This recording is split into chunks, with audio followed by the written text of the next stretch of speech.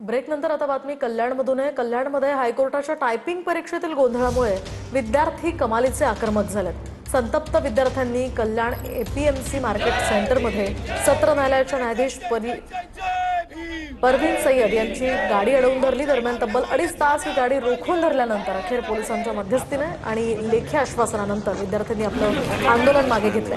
या मोठ्या पोलीस बंदोबस्तात निर्माण झालेला तणाव आता निवळला असून पुढील निर्णयासंदर्भात उमेदवारांना अधिकृतपणे कळवलं जाणार आहे। ही दोन दृश्य आपण पाहतोय। आधी विद्यार्थ्यांनी न्यायाधीशांची गाडी रोखली होती। बराच वेळ ही गाडी रोखल्यानंतर आता लेखी आश्वासन देण्यात आलं आणि त्यानंतर हे आंदोलन विद्यार्थ्यांनी मागे घेतलंय।